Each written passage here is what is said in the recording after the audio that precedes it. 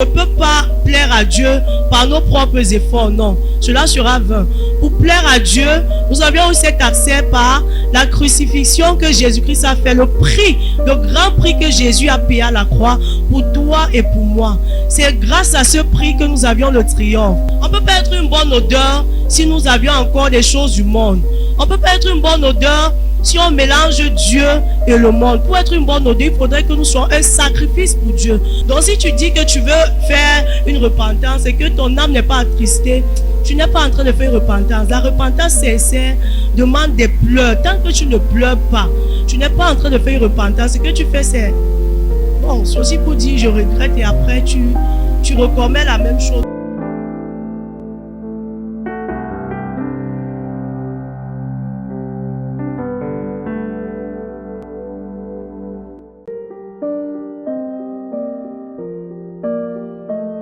Je nous salue ce matin dans la merveilleuse présence de notre Seigneur Jésus.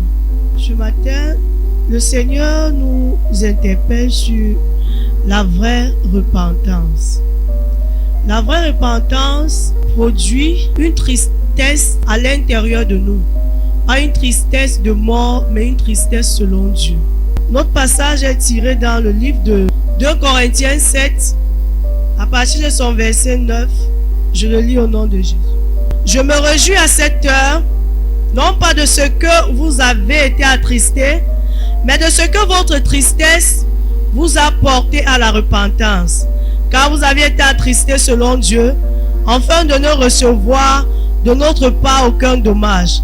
En effet, la tristesse selon Dieu produit une repentance à salut, dont on ne se repent jamais, tandis que la tristesse du monde produit la mort. Aujourd'hui, nous allons parler de la tristesse selon Dieu. Une personne qui est triste selon Dieu, c'est une personne qui reconnaît que sa marche ne reflète pas la vie de Christ. Ça veut dire, il décide de laisser le monde. Il se dit, bon voilà, j'ai trop attristé le Saint-Esprit.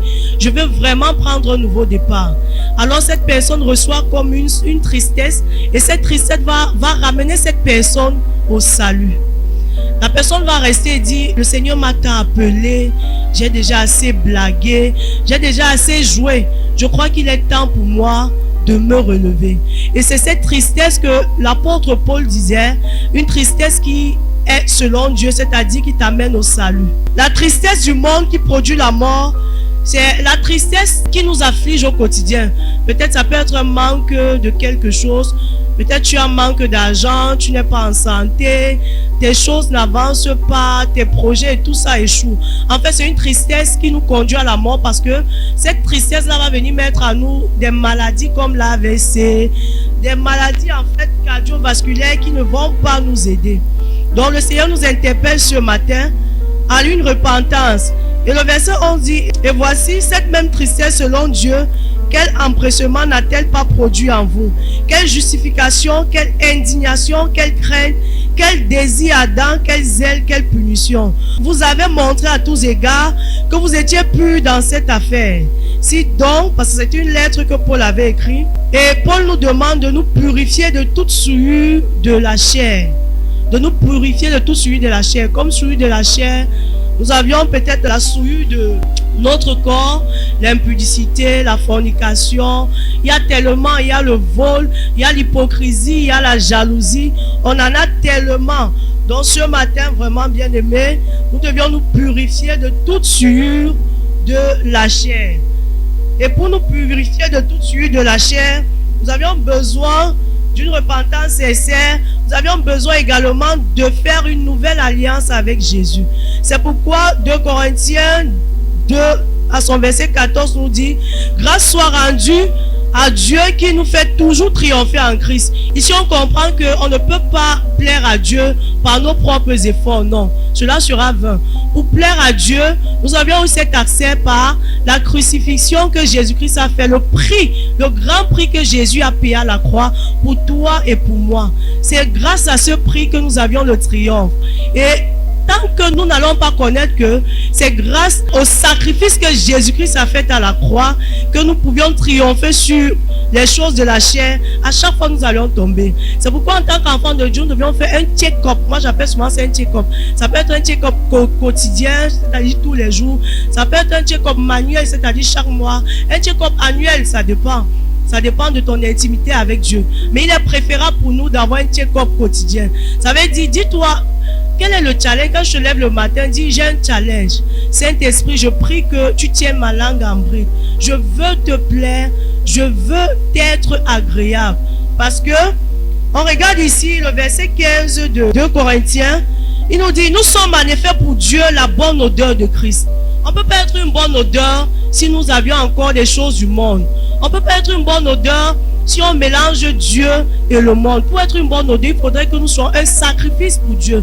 Moi, j'ai souvent pour habitude de dire aux gens, je ne considère pas trop le sacrifice financier. Pourquoi? Parce que la Bible dit que l'or et l'argent appartiennent à notre Dieu. C'est Dieu qui a tout ceci. Ça veut dire, on a souvent pour habitude de faire corrompre Dieu avec ton argent. Non, c'est vrai, j'étais en boîte de nuit hier, j'ai couché avec un homme. Mais si je dépose cette enveloppe, je crois que Dieu va... Non. C'est pas comme ça avec Dieu. Dieu a besoin de notre corps. C'est pourquoi le Seigneur en a tellement mal lorsqu'on fait ce qu'on veut avec ce corps. Parce qu'il dit, ce corps-ci, ça m'appartient. Donc c'est pourquoi nous devions être la bonne odeur de Christ. Et comment être la bonne odeur de Christ? C'est premièrement être le reflet de Christ. Accepter Jésus. Accepter le sacrifice que Jésus-Christ a fait à la croix pour nous. Donc si tu dis que tu veux faire une repentance et que ton âme n'est pas attristée, tu n'es pas en train de faire une repentance. La repentance sincère demande des pleurs. Tant que tu ne pleures pas, tu n'es pas en train de faire une repentance. Ce que tu fais, c'est... Bon, c'est aussi pour dire je regrette et après tu recommets la même chose. Donc ce matin, prenons l'engagement d'être la bonne odeur de Christ au travers d'une repentance sincère. Il dit que nous sommes en effet pour Dieu la bonne odeur de Christ parmi ceux qui sont sauvés et parmi ceux qui périssent. Ça veut dire quoi? Il y a ceux qui seront sauvés, il y a ceux qui vont périr. Parmi ceux qui sont sauvés là, donc parmi les sauvés, il faudrait que nous soyons la bonne odeur de Christ. Même au milieu des païens, nous devions être la bonne odeur de Christ. Nous ne devions pas se mettre cette bonne odeur à l'église, genre au quartier, au travail, tu fais ce que tu veux. Tu vas entendre l'autre dire, j'ai mon habit de sortie, j'ai mon habit de l'église. Bref, je n'ai jamais compris. De toutes les façons, je dis, si de la façon dont tu t'habilles, si tu te mets en tête, je marche avec Christ. Parce que si tu dis non, Christ est seulement à l'église, là tu peux te permettre de faire ce que tu veux. Mais si tu dis je marche avec Christ, les yeux de l'Éternel sont sur moi partout où je me trouve. En ce moment, tu vas comprendre qu'il y a des choses que tu ne vas pas faire pour plaire à l'homme, mais tu vas faire pour plaire à Dieu. Donc il dit aux uns une odeur de mort, donnant la mort, aux autres une odeur de vie, donnant la vie. Et qui est suffisant pour ces choses? Alléluia. Soyons une odeur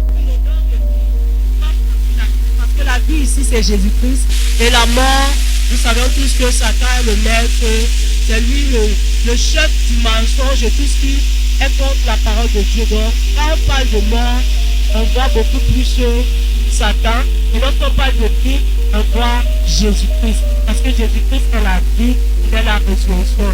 Donc ce matin, soyons encouragés dans la marche avec Christ. Ça ne serait pas facile, mais appelons-nous de 2 Corinthiens 2 au verset 14 nous dit, soyons le triomphe en Jésus-Christ, notre Sauveur. Soyons bénis dans le nom de Jésus. Jésus était la parole. Il savait la parole. De même que Satan connaît aussi la parole. Ne manquez pas l'émission Gospel avec le prophète Armel Kenyé sur Ngaz TV. Si tu n'as pas le caractère de Christ, bien que tu meurs, tu vas en enfer. Car le caractère t'introduit dans la nature de Dieu. Sur Ngaz TV, tous les dimanches dès 9h. Impudique, escroc, malhonnête. Restauration divine, votre émission de prière. Je veux que tout ce que tu touches réussisse au nom de Jésus. Amen. De délivrance et de libération exclusivement sur Ngaz TV. Parce que le caractère n'a pas changé. Rejoignez-nous pour une expérience spirituelle enrichissante. Je dis au nom de l'Éternel des armées. Avec des témoignages, des chants. Quand tu viens au Seigneur Jésus, laisse que la parole de Dieu transforme ta vie. Des enseignements inspirant. Quelle est l'onction de Dieu qui te pousse à mépriser les gens? Partagez avec vos proches et rejoignez le ministère du Salut. Pasteur qui tu es? Suivez les programmes du ministère du Salut en continu sur nos plateformes Facebook et YouTube. N'oubliez surtout pas de liker et partager.